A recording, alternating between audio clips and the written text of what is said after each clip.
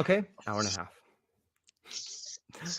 Ladies and gentlemen, welcome back to the True Life Podcast. I'm so excited that all of you out in the audience are spending a little bit of time with me and the lovely Dr. Jessica Rochester today.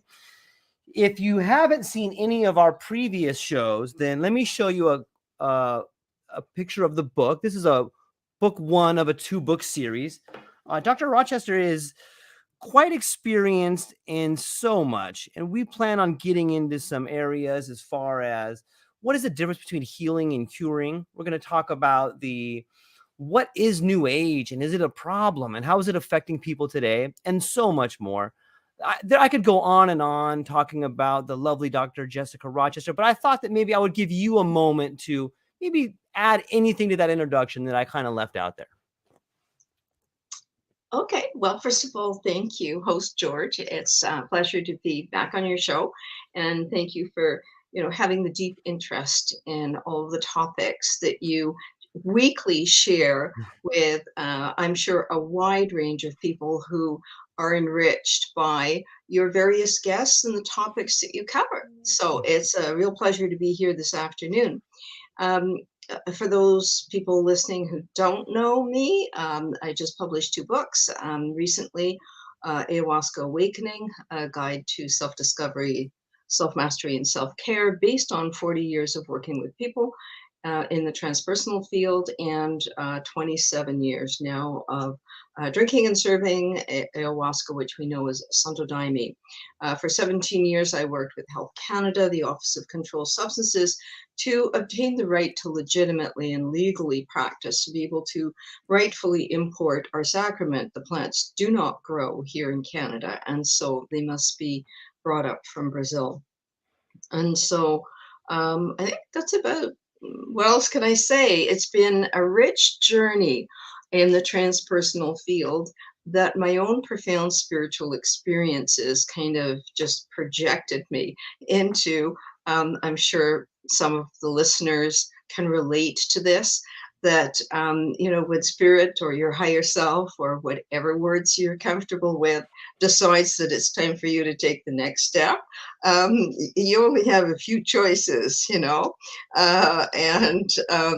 the best one is surrender, and that will be repeated throughout the journey. Everybody has moments where you hit those, like how runners hit a wall.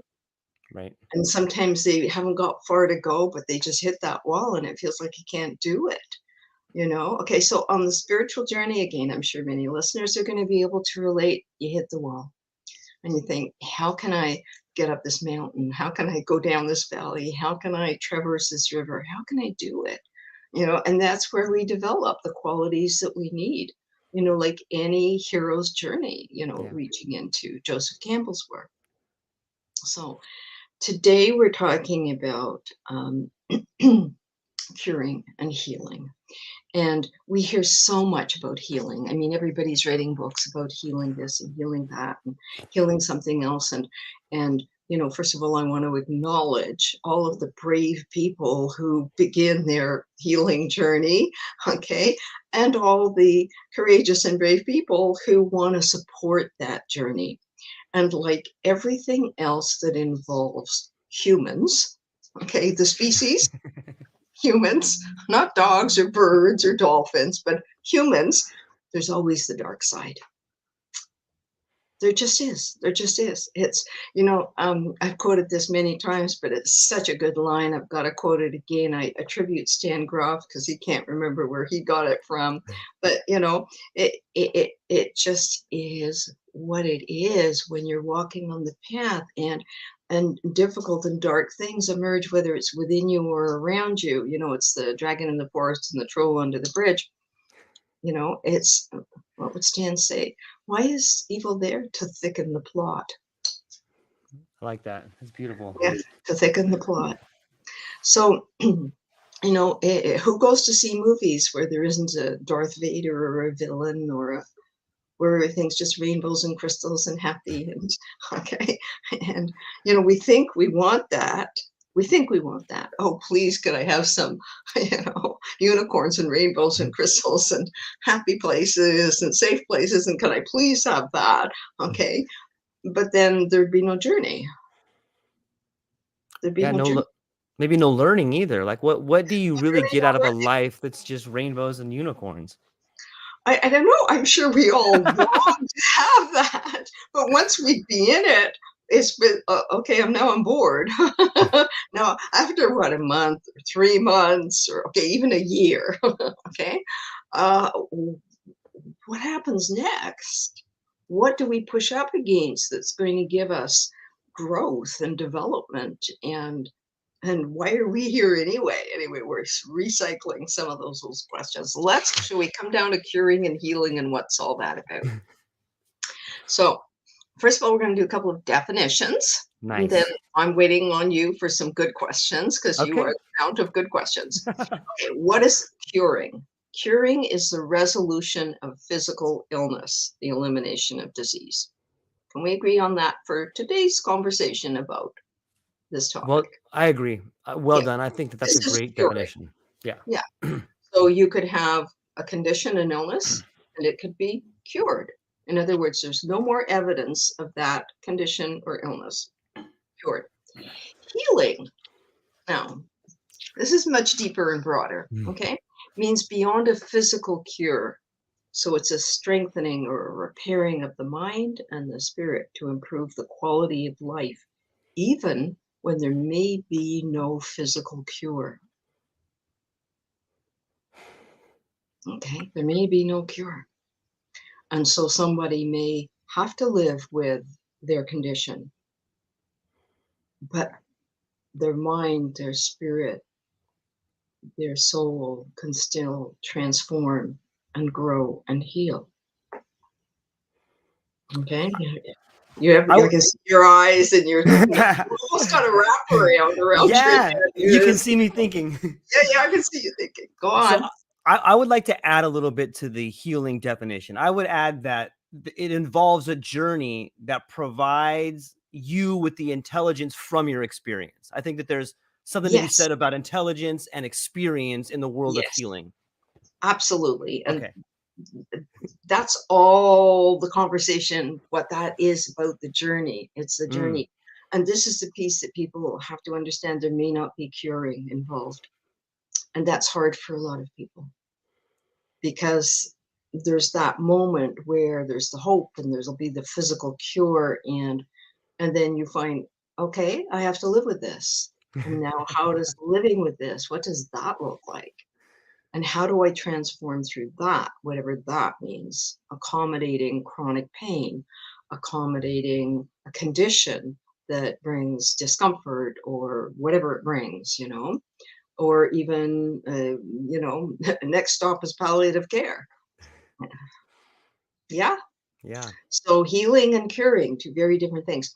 So I'm going to quote a Dr. Lisa Rankin, who writes quite a bit about, for people who are interested in her journey as a medical doctor of understanding healing, wholeness, curing, all of these different things. She says very clearly, you can cure without healing and you can heal without curing. Boiling it right down to the bare bones. So yeah, healing is something very different from curing. And we're going to talk a little bit about how that's got confused up into kind of the dialogue, the conversation that's happening in the larger community about possibilities and psychedelics and entheogens. Now, just to set some records straight here, what I thought I would do is, because the plants that I work with and that I serve, because I feel I'm in service to them, if not more than they're in service to me, I'm serving them. And they're the master plants. And so, and people who work with these sacred plants understand that, So the sacred plants that I work with, my connection is to Santo Daime, and that is a Brazilian tradition. I brought it back from Brazil after my first visit in 1996. So these are Brazilian regulations, so it may be a little bit dry, but I'll try and make them interesting. How's that? And you just pop right in with questions as I go along so that there's nothing that's too blurry or confusing. Sure. So what happened with the Ayahuasca religions, which would be the Santo Daime, Unio de Vegetal, and the Barquina, okay, that emerged and grew out of the shamanic traditions. All of them did. And now I'm Daimista, so I will speak about only the Santo Daime and not profess to be any expert on anybody else's traditions. Okay, so in our tradition, the shamanic roots are very still present, honored, respected, and present. In Brazil, there's still deep connections between the Santo Daime churches and the original heritage traditions. So Brazil started looking at this in the 80s when all of a sudden, they noticed that coming into the urban centers were these ayahuasca religions. And so they did a deep study on them through the decades, which was then confirmed by a regulatory process in the early, so about 20, 25 years ago, in the early 2000s. And this was through CONAGI, and it's called the GMT CONAGI, and this is available. Shout out to Bia Labati on her website, the English translation of all of the CONAGI resolutions. And so what they have to say, I boiled it down to the key points, is the ritual use of ayahuasca, so heritage, and then this newer religious use that started to emerge about 100 years ago, but only started to be really looked at, let's say, in the 80s as it was going to the more urban centers. And then in the, I was part of that first wave out in the early mid 90s when it became internationally known. So the ritual use of ayahuasca, the ancestral traditions and religious, because of its historical, anthropological, and social value, merits the protection of the state. So the plants and the practices are protected. They're recognized and protected. No use with other psychoactive substances or outside of the rituals. No use. No commerce. Whosoever sells ayahuasca does not practice an act of faith. No selling it. Okay? Commerce contradicts and assaults the legitimacy of the traditional use, which is consecrated by the heritage practices. So no selling it. The prohibition on the commercialization of ayahuasca is not confused with natural expenses within the communities. The payment of expenses involved in the gathering of the plants, the sustainability, the harvesting, and the orchards of the plants, their transportation, its preparation. So within the ritual communities, there's an understanding that you have to pay for certain things. And so all of these things are governed by wisdom and transparency and no commercialization. Tourism, what we know is ayahuasca tourism, right? Avoided, not allowed. That's interesting, right? Yeah. The publicity, this is all in their resolutions. The publicity of ayahuasca has been a motive for deformations and abuses, notably through the internet. It can be observed, principally through this means of communication, that there is an availability of all sorts of paid courses and workshops whose central element is the use of ayahuasca associated with promises of transformational experiences that are divorced from heritage ritual, beliefs, and practices. They say it straight out. Any questions on that one? I'm just reading Brazilian resolutions from CONAGI. I didn't write these. I didn't make them up. I have preceded them down. Offers of miraculous cures, rapturing personal transformations, and the induction of individuals who believe that ayahuasca is the panacea for all ills. These are not allowed. They're prohibited in the use of ayahuasca. And then it says, traditionally, to be noticed, some denominations within the heritage traditions practice healing rituals in which ayahuasca is used within the context of faith. The therapeutic use that is traditionally attributed to ayahuasca in the religious ritual is not therapy. It is an act of faith. The same way you could go into many different churches, centers, temples of recognized spiritual and religious traditions, and they will have the laying on of hands, they will have prayers, they will pray for, um, they will ask the congregation to pray for, right? So these are part of faith traditions that go back a very long way. Okay, so I Right? have a question. I have a question here. Please, yeah. So on the topic of it being an act of faith, can we delineate the difference? Like, what does faith mean for someone in Brazil versus faith for someone else? I mean, that's a pretty broad term. Is there a way to maybe kind of break that down? Well, in the context of this conversation and these resolutions, they are taking faith in the principles of their Okay. practice, Okay. okay, rather than that much larger. They're saying within the context, okay? Some denominations have healing, they're called kuras, okay? Mm-hmm. Rituals in which it is within the context of the faith. So what does a Santo Daime kura look like? It looks almost like any other work, except there are different hymns that are sung, and that there are different prayers that are said, and that there are specific beings that we sing certain hymns to in the hopes that those beings will bless us with their presence, will illuminate some truths. Okay, there's no claims of curing, none. There's no lectures or sermons about any of this. In Goras, we are opening ourselves to the divine light. We are trusting that the divine light will reveal to everyone in the work what the divine light has for that person.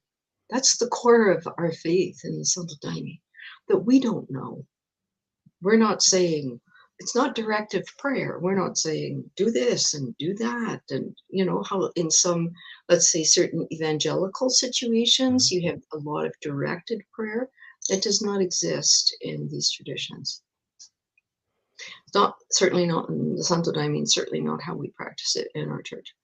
We don't do directive prayer, heal this and cure that and stuff. All we do is allow ourselves to be channels for the light, because we trust that the higher self of the individual knows what needs to be done.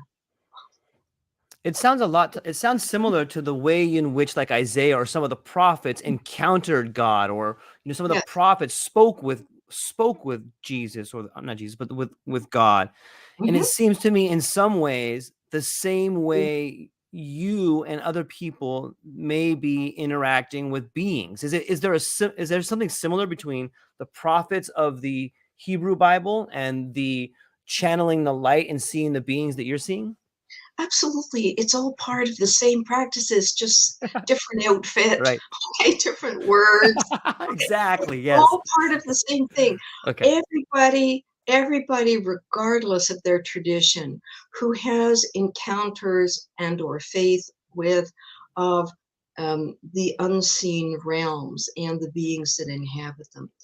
Everyone who has these encounters, however they manifest, okay, will be having similar experiences. I met a being. Right. It was all filled with light. I met a being, the being gave me a message, or the being reached inside of me and did something, and and Right. or the light came, there was a light. This is the most common, there was a light.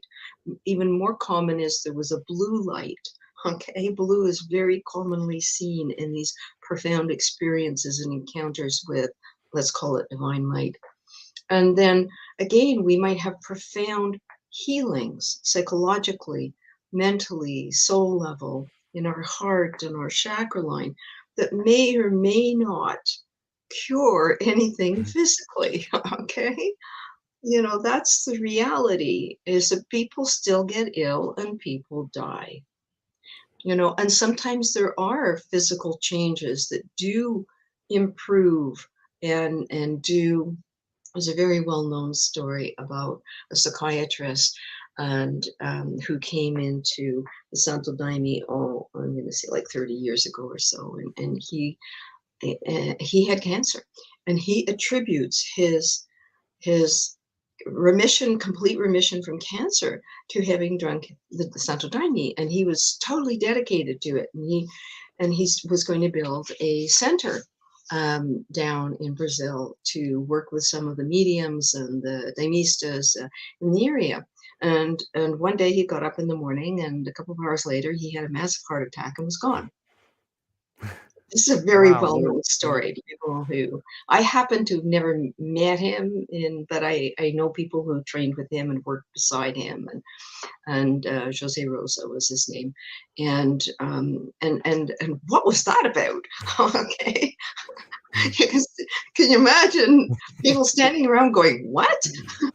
How did that happen?" So. And we all understand. I'm a cancer survivor. 30 years ago, and I can say I was cured, because I didn't have any since of that kind, and hopefully, fingers crossed, not any other kind. So, what is all about? Let's talk about therapy, okay? Sure. And what Nagy had to say about therapy in ayahuasca. Okay. So, the therapeutic use that is traditionally attributed to ayahuasca in the religious ritual is not therapy, it's an act of faith. So they make a complete distinction between therapeutic use of these sacred plants and ritual use, heritage and ritual use. Okay. Maybe can we define therapy for the people in the audience so they can get an understanding?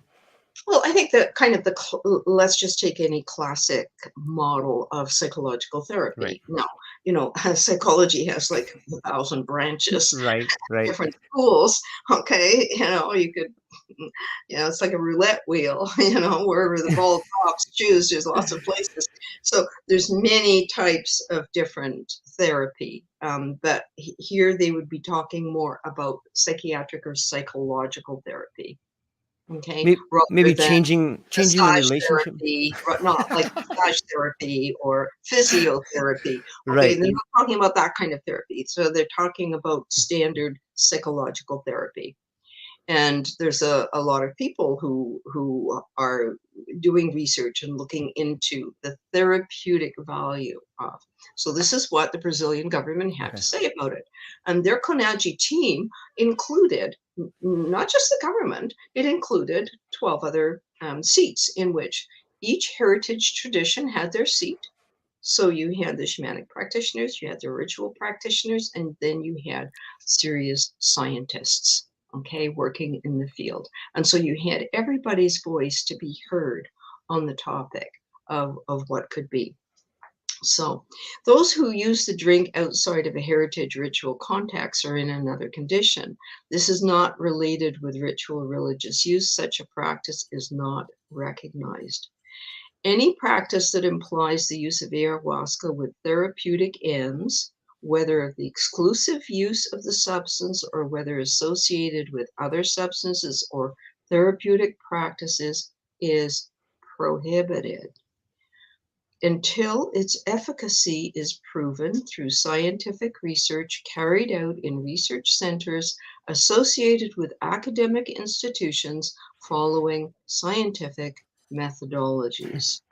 Thus, the recognition of the legitimacy of the only therapeutic use of ayahuasca will occur only after the conclusion of research that proves it so. Any questions, my dear? Yes. So first off, why would the fact that you want to intertwine therapy with academia seems to be a red flag to me. Like anytime you need a set of academics to tell you what therapy is, I think you're muddying the waters a little bit. And I kind of, if I go back to the word therapy, like therapy to me means changing your relationship to something. And it doesn't necessarily have to be a bad thing. I mean, I think that we're just getting into a game of semantics a little bit, because why can't it be a therapy? If you're using something to change your relationship to it, like that's a good thing, or it can be a good thing. It could also be a negative thing. But I think it's important to drill down on the words and try to figure out why they're using these particular words. In some ways, it's like this giant guardrail around it to protect it, I guess. But So I guess my question is like, what? Go for it. Go Okay. for it. I guess my question is, it seems to me like the purpose of all of this is to keep the tradition of ayahuasca in the hands of those who know how to wield it. Is that accurate? I could say that is extremely accurate, part A, Okay. on what they're trying to say and what they're trying to Okay. accomplish here. Because you Okay. have to remember, if you kind of can gather up the threads a bit, they were completely alarmed at the internationalization of ayahuasca. They were being held accountable mainly by the United States government as to Wow. why are you letting this be exported and being used in all of these different ways. So they had other countries, there was court cases happening around the world, in Europe, in the United States, not here in Canada because I chose the diplomatic go and knock on the door hat in hand. Okay, and all the science. And so we didn't go through court cases here in Canada, but there were court cases. Spain, France, Italy, Netherlands, United States, who knows where else, okay? Probably forgotten a few. There were court cases and very angry countries saying to Brazil, why are you allowing this to happen? And so Brazil had to look at that and say, okay, we have the heritage use here. The plants are protected under the United Nations Convention, 1971 Convention. Those plants are heritage plants, considered sacred heritage plants, and they are protected, okay? So people can't just go ripping in the forest, ripping them all out, which is what was happening and is still happening. You know, somebody puts up their website and goes in the forest and rips these heritage. So sustainability of the plants, protection of the plant, and then also these plants can create very profound non-ordinary states of consciousness. And so the heritage shamanic use is respected and recognized because there's years of training in the shamanic use, and the religious use is recognized. The three main religious use of ayahuasca in Brazil, those are recognized because they have so proven themselves to be accountable to sustainability of the plants, okay? Their ritual practices, their set of principles and beliefs, their screening of visitors and members. Okay, so health and safety, all of these things have been observed, they've been recorded, they've been researched. There's tons of research on the legitimate Brazilian religions. What there hadn't been researched, none on, was this therapeutic use. In other words, let's say a psychologist decides to start serving it to people and then let them have their, these claims, these, claims of profound personal transformations and instant cures and fantastic voyages and stuff, and it was getting out of hand and sensationalized. So they had to sit down and do something. So 20 some odd years ago, this is what they came up with, which is you want to do the therapeutic use, you have to do your research and prove that outside of the religious, because you have set and setting.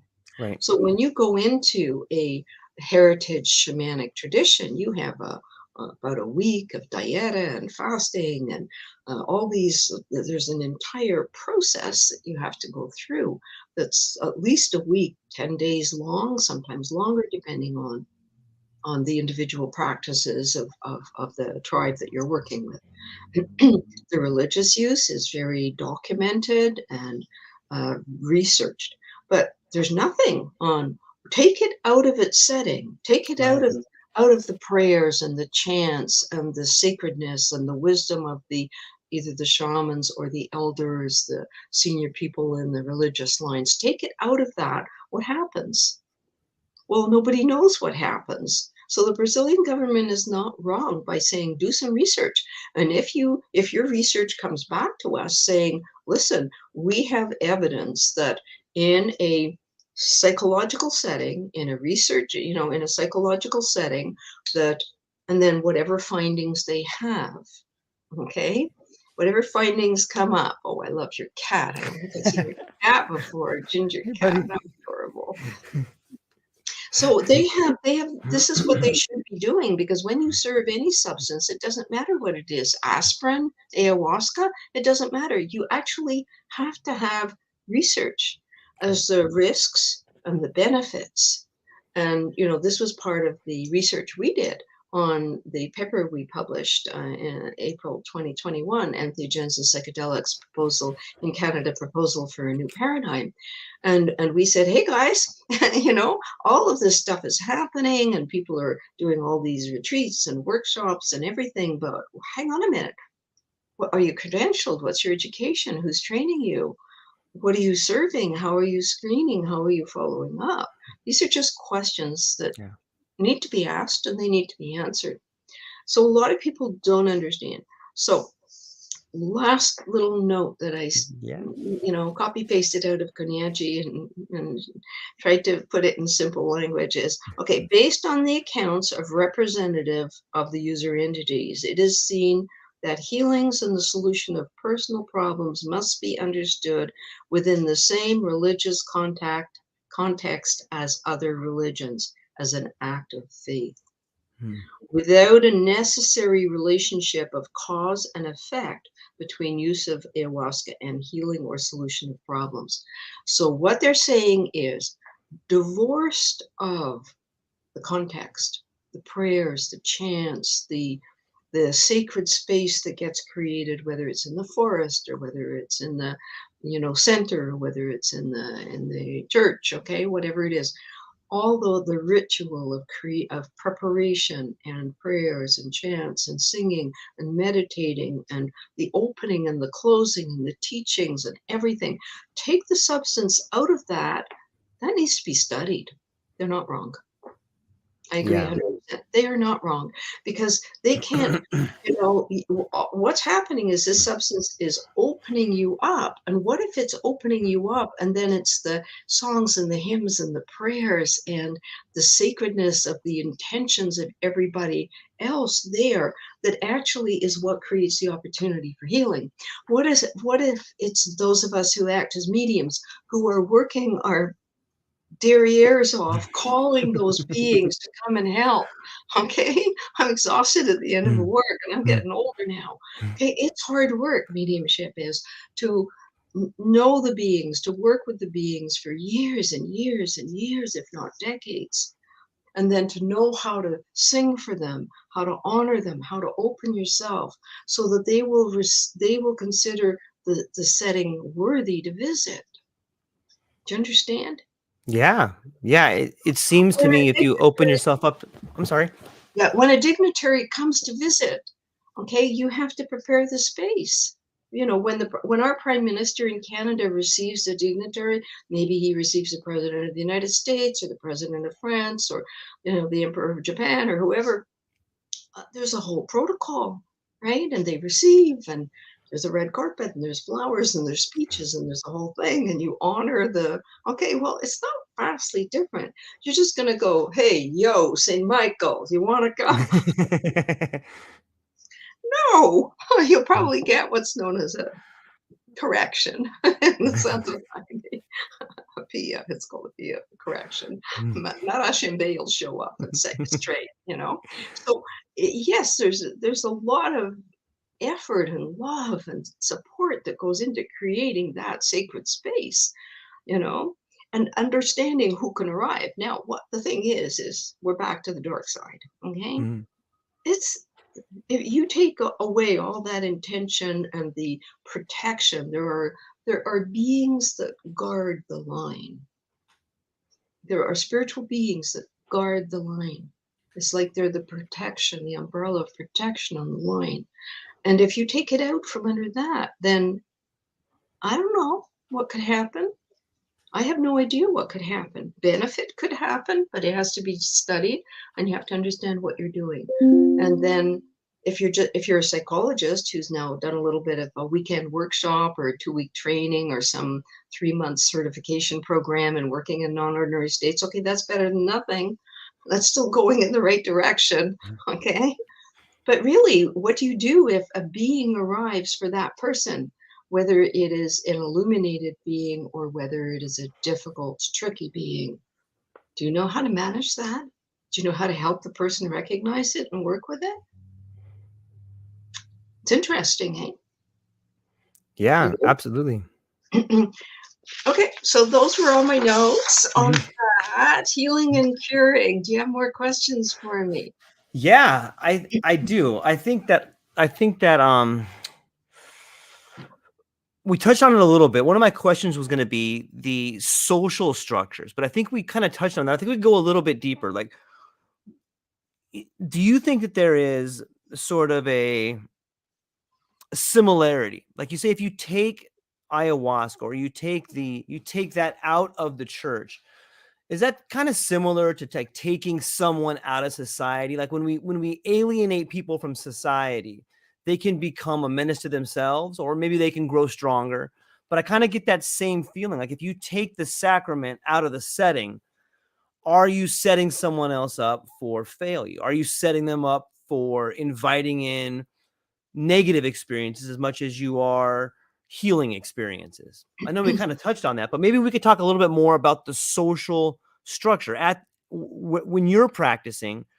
What does that social structure look like that would be different than, say, a social structure of someone in a clinical setting?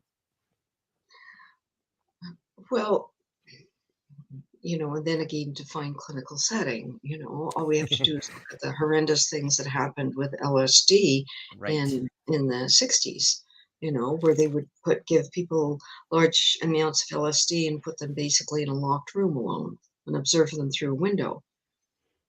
This could not be more wrong. And then you compare that to Stan Grof's work at Stanford University and what he was doing in palliative care with LSD, which was he had a team of people who um, themselves had to experience a minimum of 3 times the LSD in order to understand a little bit of what the person might experience, just a little bit of what they might experience.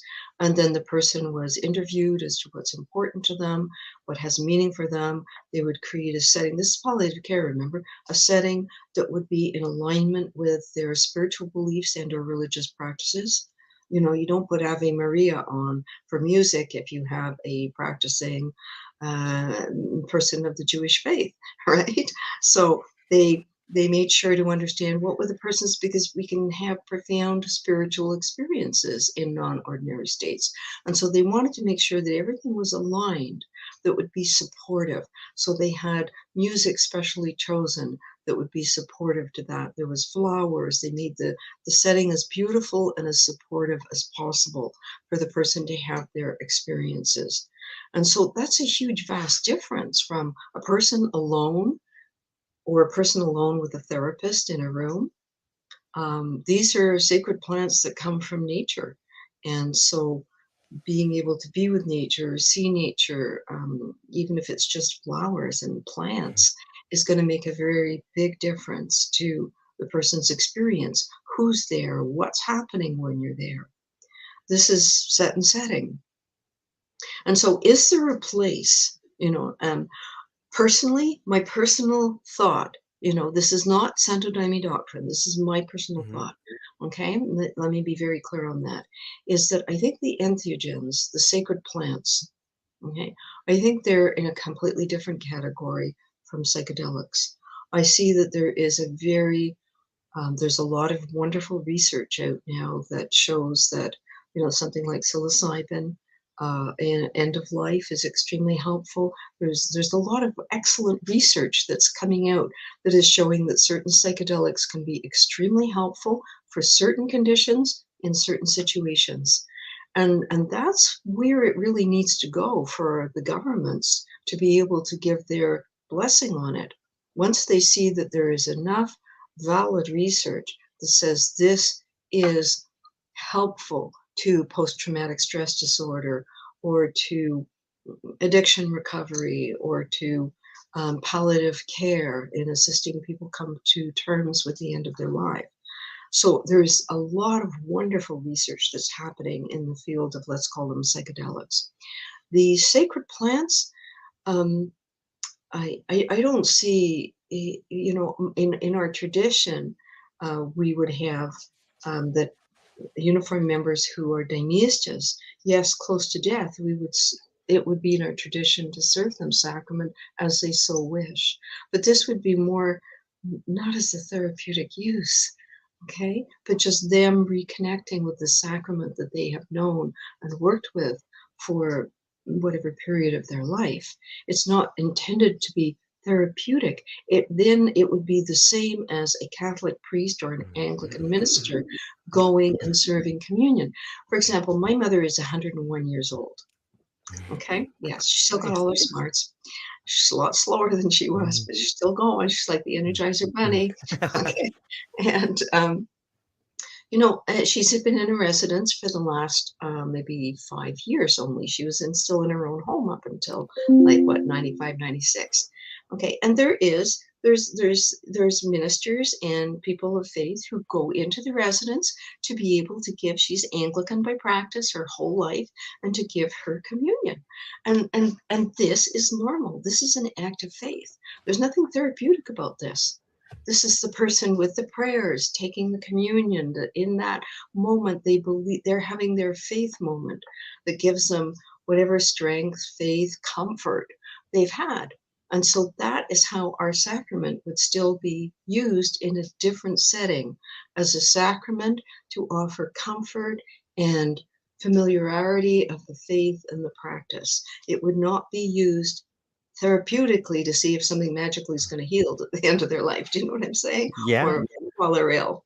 Is that making a clear enough distinction? I think so. Okay, good. Good. I'm also curious. Earlier, when we began our podcast, we spoke about the ability to heal without curing and cure without healing. And when we bring up the idea of end of life or Mm, addiction, it seems that, you know, when perhaps, let's just for example, let's say you take psilocybin and you're working with yourself coming to the end of a life. It seems to me that might be one of those experiences where you can heal without cure, because you can come to an understanding that I am in a situation that is going to happen and I can come to grips with it. Would you say that's a form of healing without curing? Or if so, can you think of some other ones? that's a perfect example. There was I can't source it, so I can't give a reference on it. I'd have to go back and look for it. But there was a recent study that was done that people who were in palliative care who had the right here in Quebec, we can choose MAID, medical assistance in dying, which means that you know that your condition is not going to turn around. And you have the choice in certain health and medical conditions to be able to make that decision. I know that is why should I live in pain and suffering and Right. for another 3 months or something? I can choose my moments, say goodbye to everybody. Okay. So they did this research study in which they did the three psilocybin, I think it was the three psilocybin um, sessions. And what they found was quite remarkable. What they found was 50% of the people decided they were not going to do the MAID, medical assistance in dying, that they were just going to go through the experience as an experience. And the other 50% of the people were more deeply committed to MAID. I choose my moment and go out the way I want. Yeah. Now, isn't that interesting? Almost like 50-50 split. And what each person in the study got was the clarity of their own will to, in the face of, a difficult, I mean, we're all going to die, right? Nobody Right. here is going to go on and on, right? The physical body's done. Mm. But at one point, the Jessica life will be over. Mm. Okay, the George life will be done. We bow to it, we thank it, it's done. And then we go into the great mystery. But in the meantime, for some people, it's really important that I can actually have a say how I go out. And for a lot of, in my book, I think it's a whole chapter on decisions and choosing and how, willpower, and how do we activate our will in our decision making process. And so it's all about discovering that third chakra experience of willpower and and sometimes the only choice we have is the level of awareness and consciousness in which we will be existing going through the experience. Do you want me to repeat that, or did you get it? Yeah, say what I maybe if you can touch on the last part again. It's beautiful, but it's a lot to think about. It's deep. Okay. Yeah. So sometimes in life, the only thing that our best and highest choice is, because we can't change anything that's happening, you know, our only choice is, in what state of being will I be? What state of awareness and consciousness will I be in this? Okay? Will I be terrified and shaking? Will I be at peace? Will I be surrendered? That's sometimes the only choice we've got. Will I go Yeah. back into denial?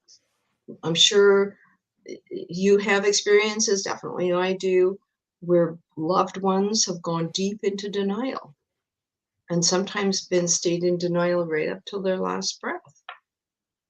I'll get better. I'll get up and walk. Mhm. Not happening. Other people say, wow, okay, this is it. I think I'll put my things in order and I'll start saying goodbye and telling everybody I love them and making sure that my wishes are known and choosing what happens to my possessions. And it always amazes me that people pass, they haven't even made a power of attorney and they haven't made a will. And it's like, what were you thinking, honey? you what planet were you on when you were thinking you're going to be here forever? Yeah. So that can be our choice. How do I go out? You know, what does what's my experience? Do I open to it and surrender to it and say, okay, this too is simply an experience, the way all of life is. Happy experiences, scary experiences, painful experiences, joyous experiences, boring experiences. Yeah, it makes me sad in some ways because I as a delivery driver, I deliver quite often to a lot of older folks' homes, and it saddens me to see the state in which so many people are in. I feel like as a society, we have taken the dignity out of dying. We've taken that choice away from people. And maybe that's in the hopes of a cure, or maybe that's in the hopes for profit. But taking the dignity out of dying is something that is a disease in itself. It's so sad to see. Well, can we roll that back a couple of Yeah. steps? We've taken the dignity out of aging. Taking the dignity out of life in so many ways. Yeah, you know, Western civilization, it decided that young and beautiful and rich and how much stuff you've got was what counted. Mhm. And wisdom and life experience and mentoring and eldership has fallen by the wayside. And I think that that's a lot of the spiritual, psychological crisis that we're in right now is we lack that and we're looking for it. And even if it's around us, we haven't been taught to value it. And so if we've lived a life focused on doing and having and haven't even looked at being, Mm. okay? And our Yes. whole life has been about accumulating and I have this and I do that. And that's a trap we all fall into, you know, the having and the doing. Okay. Yep. It's an easy one for humans to get into that treadmill. And and we forget to be. We forget being, and then we get older and we're losing our youth and our vitality and we're losing our ability to jump into that and we start experiencing things differently because our body's aging and then our mind gets a little bit slow and we forget where did I leave that now. What's his name. And it's not quite senility yet, but it just takes longer to check the archives in the back of the brain. And so, how do we what are we going to do with all of this? And here's something, so there's all of that is how do we help our young people know that that there's value in aging, and it's not something to be frightened of and avoid and run and get plastic surgery and dye your hair until you're 90, and you know. And look at our role models, rock stars and Hollywood stars who are all Botoxed and hair dyed and everything. I'm always happy when I see, a Hollywood star, a woman who's just really got her dignity and not making her face plastic, and Yeah. who says, hey, aging is okay and wrinkles are all right and gray hair is fine, and this is what wisdom looks like and what life experience looks like, and this is what happens to everybody. Elephants get old, and eagles get old, and people get old too. And there's another piece to this, is it's this kind of collective guilt. There's kind of a collective guilt somewhere that moves around with this, that we kind of tuck people into residences and then we don't have to take care of them ourselves, which is how it used to be. An elderly parent or relative moved in and lived with and was taken care of. That families lived like tribes, and everybody would take care of, Uncle Harry and Aunt whatever, because, or a grandparent or a great grandparent. And even children were taught, okay, take great grandma her cup of tea and her, biscuit now, and sit with her for a few minutes and chat with her. And she's going to teach you how to knit, or how some wisdom about some things that she lived. But when you have lived a life that is devoid of spiritual experience and wisdom, and you yourself haven't been mentored, and all you've done is collect stuff, okay, and watch TV, okay, you can name every plot of, I don't know, name some well-known TV show. I don't watch them, so I can't tell you, but they can tell you every character and every plot of these really famous TV shows through the decades. What do you have to offer to the young people? That's what makes me sad. Is what do they have to offer? If that's the kind of life that they've lived, and all the people who lived through the First World War and the Second World War and difficult challenges, and the people who immigrated against such difficult and through such difficult experiences, and what they learned from that and how they learned to build lives and stuff, a lot of that has just gone by the wayside and left, because for most people, it's like, hey, I don't want to hear about that. That I just want, we're into the new age versus the transpersonal. Like we were going to start talking Yeah. about shortly. That's all new age. Is everything has to be perfect and fluffy, and don't bring anything negative that's a downer into the conversation. Like, you mean reality? You mean like real life?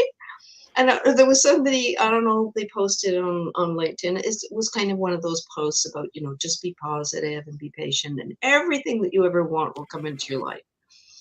And I wrote, what about the people who are waiting for help or food or water or medicine or shelter? What about those folks? So this kind of new age positive, all you have to do is, the universe is full of prosperity, and but over there's people dying from hunger and being persecuted, and they have no water and they have no medicine. And what's with that? How do those two things reconcile? Help me out here, George. I can't reconcile that kind of, let's call it new age thinking, with reality, with the reality of people's experiences on the planet, what's happening to Mother Nature. Guzzle, guzzle, guzzle, flying my private plane, and oh, isn't it too bad about climate change? Okay. Meanwhile, keep ordering on Amazon and all that. And the phones and what we're using right now, the technology, and how do we balance that? Do you have some answers? All I have is questions. I have no answers. I just have questions around this. Is where's the bridge to bridge those things? For me, it's the wisdom, ancestral wisdom, that we need to go back into. We need to support the Indigenous people to bring forth, because we are guilty of erasing so much of that knowledge and wisdom. And around the world, it was the indigenous people who were close to nature and who honored nature and knew how to only take what you need and not waste anything, right? And what can we learn from all of this? We need help with this. Western civilization needs help with learning how to respect nature and learning how to value human life in a way that doesn't stick it on a pedestal. Are we wandering around a little bit here? But you know what I'm saying? This very Yeah. species-centric view. There's humans, pinnacle of God's creation, and then there's kind of everything else. So it kind of doesn't matter that there's nearly, 8 billion people on the planet, but there's only 500 Siberian tigers. I have a problem with that. I know this may be extremely unpopular, but I think that people should look at this and say, what are we doing? Maybe we need to have fewer people on the planet. Maybe we need to curb population growth, share what exists so that the people who are here have what they need.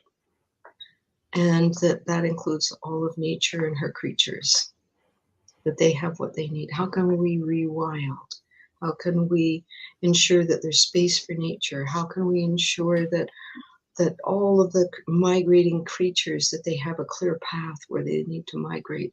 Does that mean asking every farmer to make sure that a 1/4 acre of their land goes to wildland or bulrushes or wetland or, you know, whatever it is that the creatures who migrate along that path can have? So how do we do this? And so what we're talking about are sacraments, certainly. And, you know, we're talking about curing and healing. And in the Santo Daime, healing is a given. We don't even talk about it, but we're talking about healing our attitudes, healing our perceptions. That's what needs healing, awakening, okay? That yes, if some kind of cure happens along the way and we have less physical pain or we're more healthy, that's fabulous. Usually it's accompanied with instructions we're given by the Daime that we have to make changes in our lives. So let's talk about that, George. It's people who want curing, but they don't do anything in their life.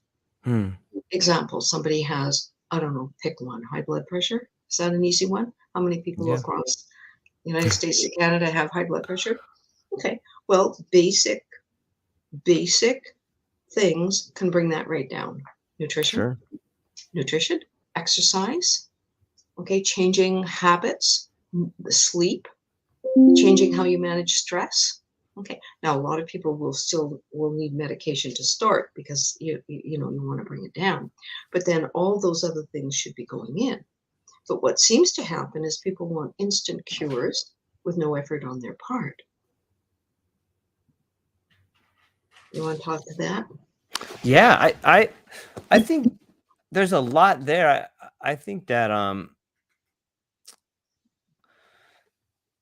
in some ways, I think the system is beginning to cure or heal itself. I think that when we look at population and we look at people's quest and thirst for power, that in itself is a disease, and that is a disease that leads to bigger and bigger destruction. But if you look at the Western cultures, you can see that the average Western woman is having 1 child instead of 4 or 5 children, and in some ways, it's because a child born to a woman in the West will use somewhere between 10 and 15,000 times more resources than a child born to a woman in a third world culture. Yes. You know, but I think that in some weird way, you can see the West dying. You can see the culture dying. You can see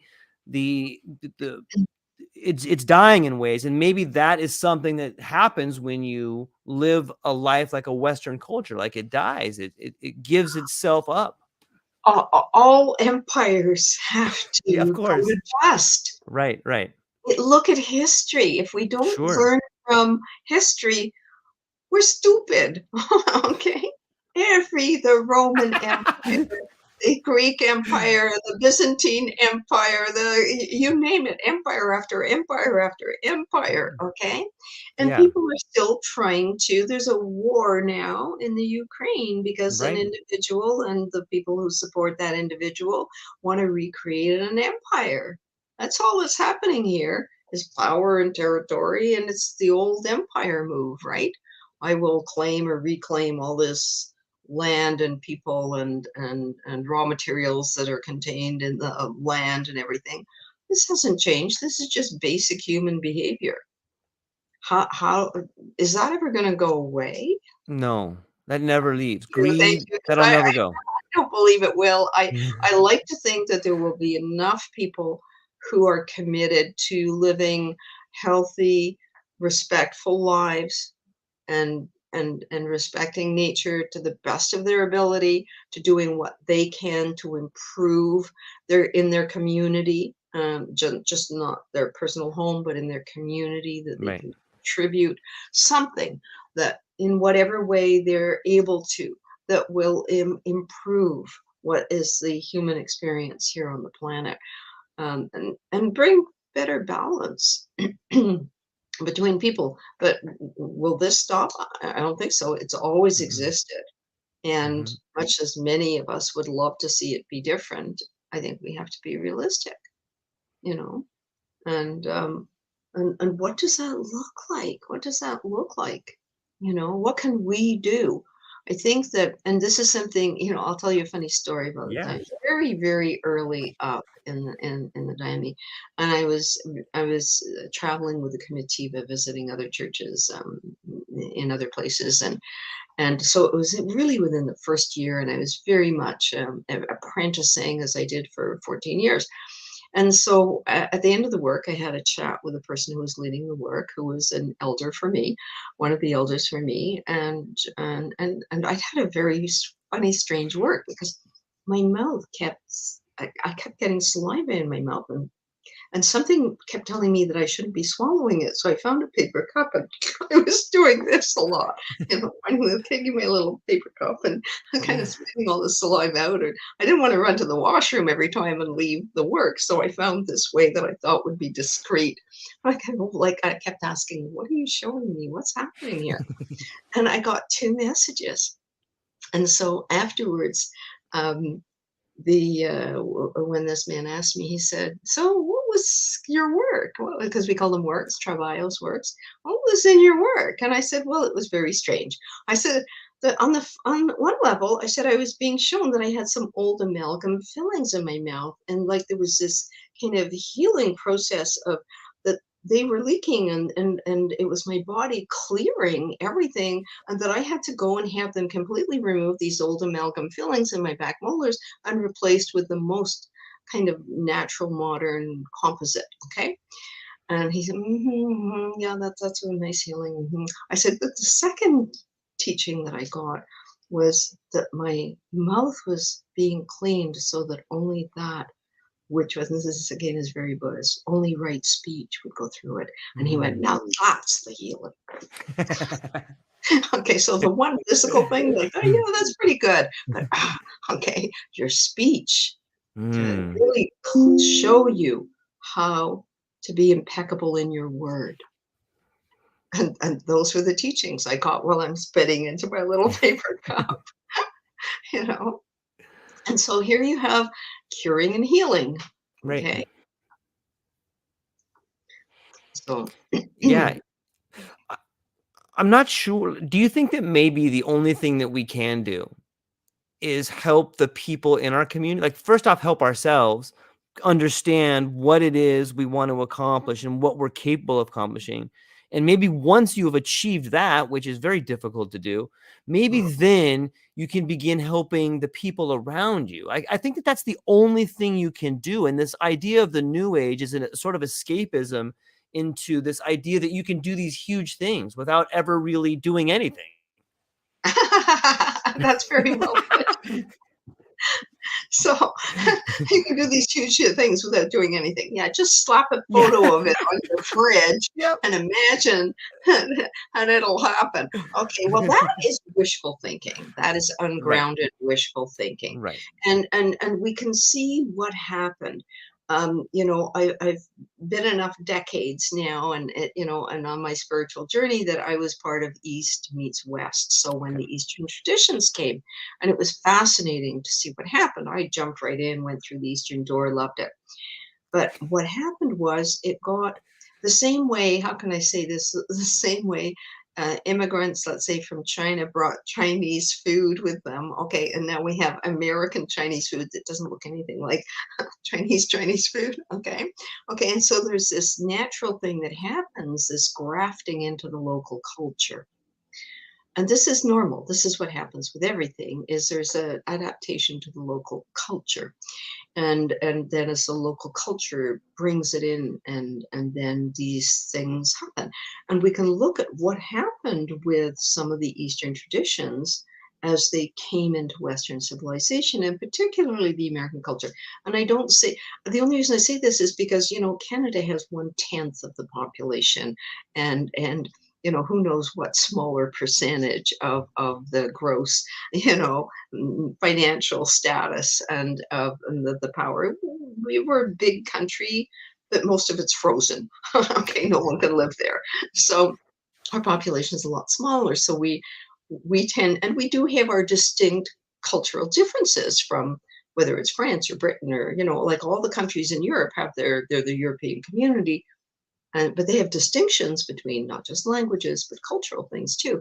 So but what happened was, with this richer, bigger, more populous culture, is it changed certain things. It took certain elemental truths, and one of them was about prosperity, and it kind of Americanized it. I don't know how else to describe it. It converted it into something else, and a lot of the Eastern teachers had a problem with this, because they saw that teachings that had been around for thousands of years about simplicity and humility were now being put into something else. And a lot of the teachers fell into that.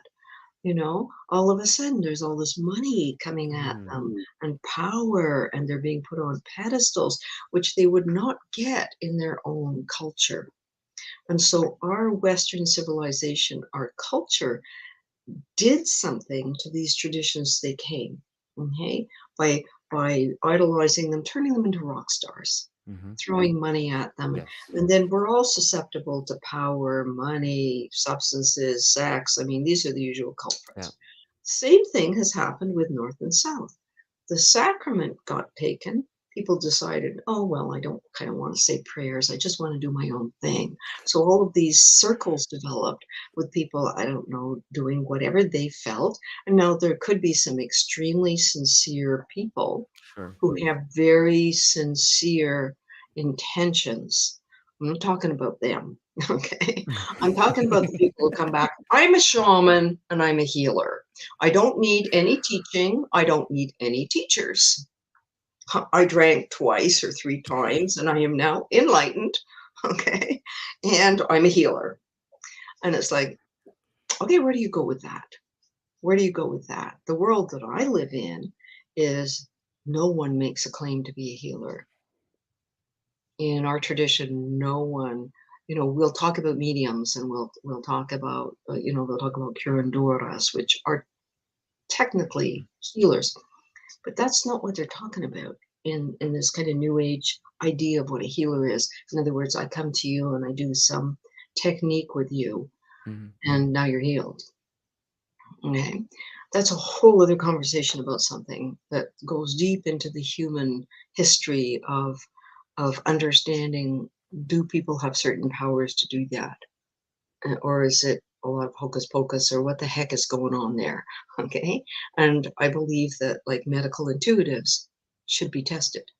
They should work with a team of physicians so that every diagnosis they make is tested by natural, normal medical means. And so their gift as a medical intuitive can be profoundly helpful in helping doctors look at certain patients they're not sure what's going on or what have you, you know. So intuition and spiritual wisdom and all these things have an important place in all of this, but they can't operate all by themselves in that kind of context. Otherwise, it becomes dangerous. So it makes me nervous when people say they don't need colleagues, they don't need an association, they don't need a team, they don't need teachers, they don't need nothing. They've got it, they have it, they own it, it's theirs. Okay, that's a recipe for challenges on an ethical level because our ego can easily take over. And in the olden days, you were quoting the Old Testament. You know how the prophets were tested? Did their prophecies come true? If their prophecies did not come true, they're not a prophet. It's as simple as that. And you know what? In olden days, before there was such a thing as medical doctors, there were curandoras and healers, and these were medicine men and medicine women who learned how to help women give birth and who learned how to help the dying die and who learned how to, in a more ancient times, splint a broken leg. And, you know, that's where modern medicine came from. It came from medicine women and medicine men, women who and men who apprenticed with elders and shamans and wise people who knew which plants to use to help ease pain and which plants to use to help somebody sleep and which plants to use for various and sundry other medical purposes. A lot of the medicines we have today are chemical versions of extractions from plants. So this is where it kind of all came from. Now, if somebody called that person a healer because they knew how to help the dying and they knew which plants, it's because they had all that accumulated wisdom. We might as well call them doctors, right? Yeah, But absolutely. it all got mixed up into powerful people who call themselves healers. Is this making any sense, or is it wandering around a little bit too much? No, I think what you're trying to say is Pfizer are healers. No, I'm just kidding. I'm just kidding. not at all. I'm I know. saying I actually the know. opposite. Okay, I know. Pfizer offers medications that can really help with the curing and the recuperation, because we don't have the Right. healing and curing. There's a few things in between. Okay, to get to cured, you have to be treated, and there has to be a recovery process, right? Okay, your stitches have to heal. Absolutely. So there's this whole process that happens, and emotional healing and psychological healing becomes more possible in non-ordinary states of consciousness. Now, we're back to other conversations we've had. In Western civilization, there is no cultural based non-ordinary state of consciousness. Doesn't exist.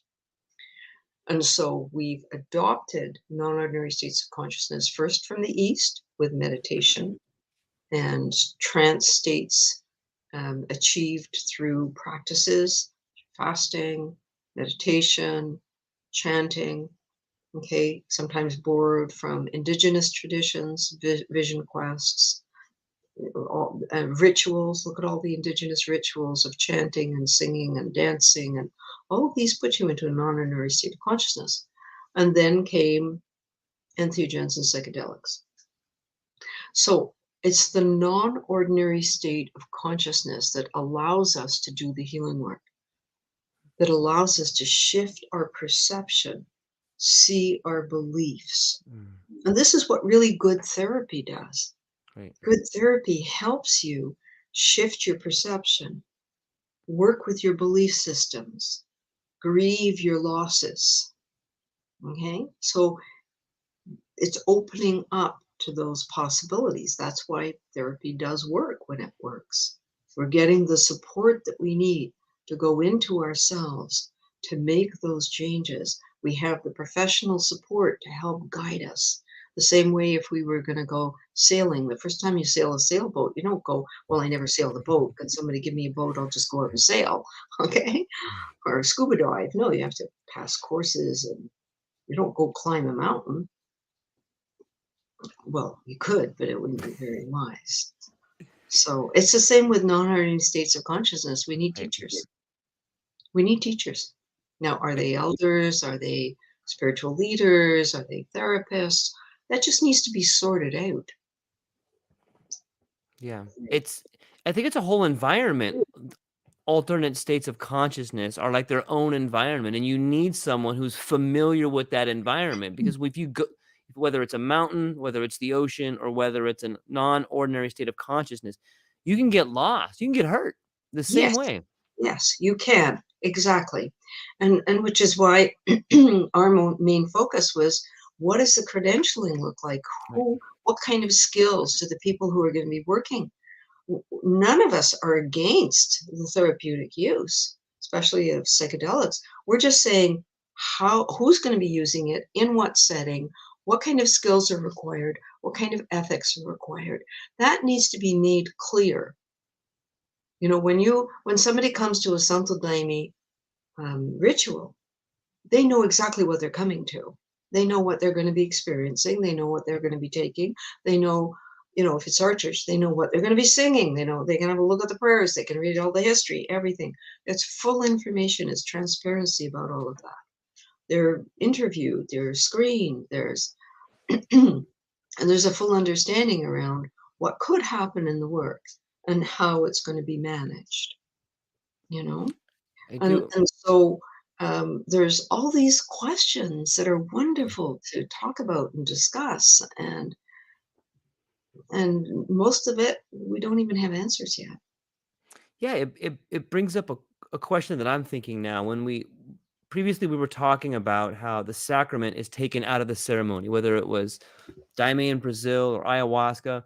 When you look at, when we think about how much of modern medicine has just been appropriated from tribal medicine men or medicine women, and it's almost the same thing. It's like we've taken the medicine out of the environment and we've just given it to people. Even in modern medicine today, like if you look at SSRIs, that's a derivative Yes. of something like that. And how many people that are prescribing SSRIs have even taken SSRIs? And I'm just using that as an example, but there's a lot of medicine like that where doctors like, according to the literature, this is right for you. But those doctors have zero experience with that drug.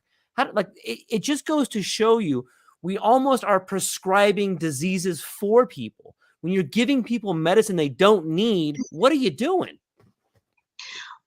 Those are all good questions. I'm a great believer, anybody who wants to read my books, I'm a great believer that modern Yes. science and medicine has its place. Okay, volume 1, Yes. volume 2. Volume 2 is Yes. all about self-care and the circle of wholeness. In the circle of wholeness, there's this beautiful diagram that includes everything. And modern science and medicine has its place, but it doesn't take a quarter of the pie. Okay, it doesn't take 50% of the pie. Okay, there has to be nutrition and Right. exercise and meditation, prayer, sleep, relationships. Everything Yeah. is there. Our relationship with nature, with community. So I discuss all of these essential relationships. And there's no point. We were talking about like high blood pressure, somebody takes a medication, or high cholesterol, is it everything, whatever. All of these, we have all these millions of medications on the market.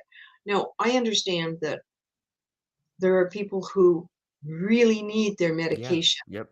to have a quality of life. And, they have my vote of confidence and full support. And at the same time, I have difficulty with people who only want a pill to make themselves feel better, and they're not willing to do their part in it, because we have to be willing to do our part. And if that means changing our nutrition, and if that means stopping cigarette smoking, and if that means getting whatever support we need to do that, yes, okay, taking up an exercise program, start where you're at, start with a walk, 20 minutes every day. If you can only do 10 minutes, that's great. Start with 10 minutes, work it up, get someone to give you a program, cheer you on, okay, and get going. Join a club, a walking club, a swimming club. Do whatever you need to do. Often things are much better in a group, whatever it is, aerobics in the water, walking club, doesn't matter. Find it, do it. Start singing, join a choir, start a choir, sing along to the radio, doesn't matter. But find all the different ways that each of us have the power We have the power. We have to find the willpower to make the decision. I'd like to be well, and therefore I'm responsible to a large degree to my own health. And Yes. some things are genetic. Some things are genetic. You're predisposed to whatever it is. But what can you do about that? Does that mean that about a year and a half ago, my doctor said to me, who every year in my medical examination had said to me, your body's 10 years younger than your years and you're in fabulous shape and everything's terrific and tick, tick, tick. Yay, thanks a lot. See you next year. Okay, and off I go. And then he said, what have you been doing? Why? Well, your blood sugar has changed. And it's like, did it? Okay. So I had to look at, okay, is there something that I changed? I see what I changed. Okay, because of circumstances in my life. So this was a couple of years ago.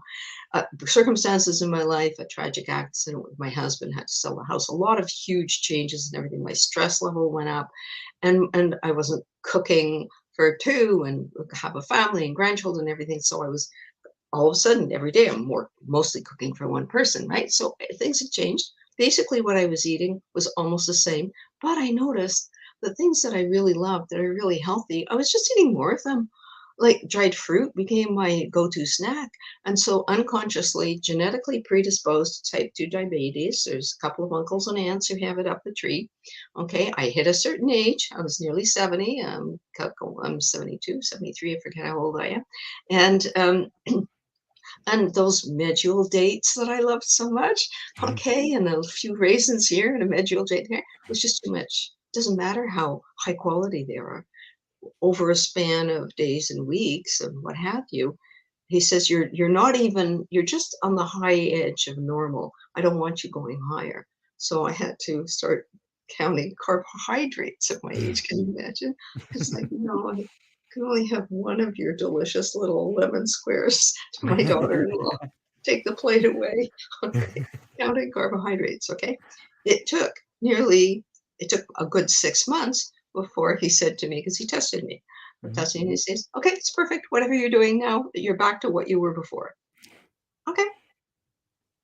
Instead of having an all fruit smoothie, which is what I've done, I, you know, and it's half vegetables now, half vegetables, only a little bit of fruit done in almond milk or coconut milk or what have you, up the protein, lowered, even the good carbohydrates had to be lowered. And so all of these changes, we're capable of making them. All the information is out there. We can do it. If we want wellness and health, we have to do our part.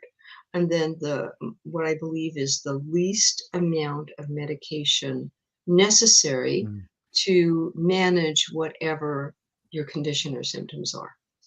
So if you lose weight and get some exercise and change your diet, then you probably use infinitely less. And then you learn to meditate and some stress management techniques, then infinitely less amount of medication can be used.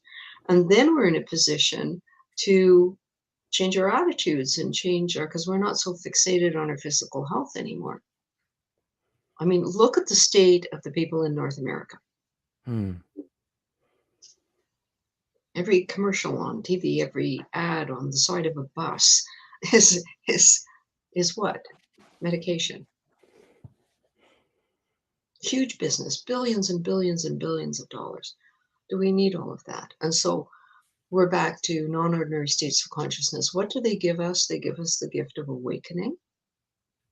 We can start to understand the difference between curing and healing. What am I really healing? How I speak, how I hear, how I perceive. Wow, those are really powerful things to heal. Or am I just in it for the body? Or whatever healing I have of my soul, my mind, my heart space, my chakra body, that healing, will that carry me through in a karmic transformation?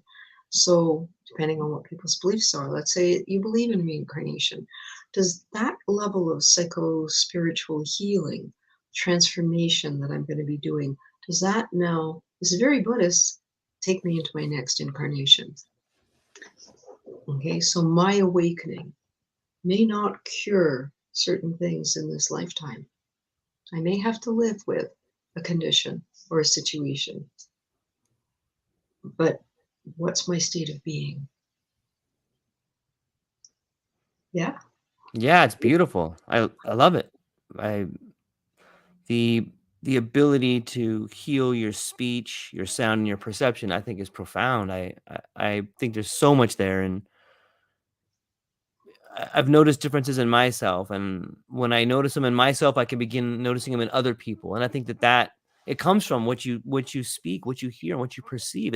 It sounds so, on some level, it sounds trivial, but it is the furthest thing from it. It's the No, furthest thing from it. for this thing. Yeah, I agree. It's profound. And when you begin practicing those things, I heard. Yes. I know your time's coming up, but I got one great story Yeah, to go share ahead. with you. Go ahead. Okay. So I heard this story about a preacher on the East Coast, and he was a phenomenal speaker. And he was getting ready to make the migration to open up his own church on the West Coast. And he had went out there and visited one time and given a sermon, and the people were so excited to receive him. And the months had gone by, and he did it. He went from the East Coast to the West Coast, and he is getting ready for opening day, and the congregation is so excited to have him there, and it's a packed house, and he delivers this beautiful sermon. People are crying. They give him a standing ovation, and they're so excited for the next week. And the next week they come, and he gets up there, and the house is packed, and he delivers the exact same sermon. And this goes on for the third week and the fourth week. And finally, the fifth week, there's some people in his congregation that are like, "Oh, excuse me, sir. Have you noticed that some of the things you're saying are exactly the same as last week?" And he just smiles and he says, "Great. I'm glad that you noticed." And they go, "Well, why are you doing it?" He goes, "Well, I'm going to continue to do it until you practice it." Because it's one thing to preach it, but it's another thing to practice it. So I know you're Live it. coming close on time. Yeah. Have to live it. If we're You not, have to live it. and sometimes that can take time. Yeah. You know, Yeah. and that can take a lifetime, if maybe many lifetimes of working on compassion, Yeah. forgiveness, open-heartedness, okay, wisdom, the knowledge of what to bring into your life and what to say no to, how to develop your willpower, and then how to live in that Yeah. while still being human. So again, those of you out there in the listening public who are working in non-ordinary states of consciousness, I invite you to read my books and see how what I have shared after 40 years of working with people, more than 50 years on my spiritual path. Hopefully, the things that I am passing on, they're very referenced and resourced, and I acknowledge all my teachers and all the wisdom paths that have contributed to, me being able to find my way.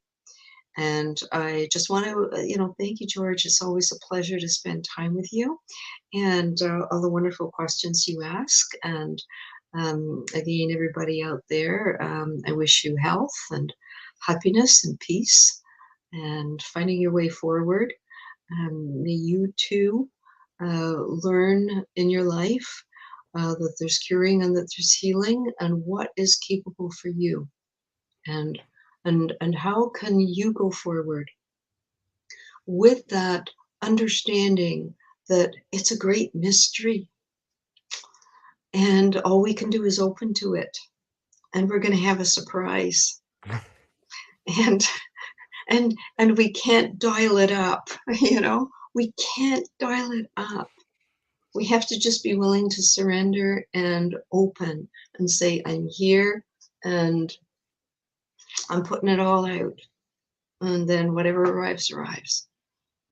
If someone wants to buy your books, Dr. Jessica, where's the best place for them to do that?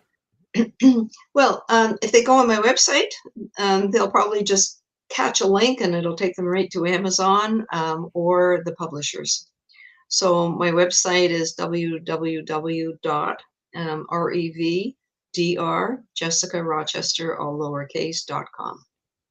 and those will be in the show notes there. And I would recommend everybody pick up the books. It's really insightful. There's a lot of really good images and graphs and different ways to consume the information she's put out there, and it's really well resourced and documented. I've got mine with dog ears and tags in there, and it's really well done. I'm really thankful, and I'm thankful for your time today, and I'm looking forward to speaking Great to you pleasure. again. I hope you have a fantastic afternoon. Is there anything else you want to say before we go? No, goodbye, Okay. and thank you. Yep. Aloha, everybody. Thank you so much for joining us today.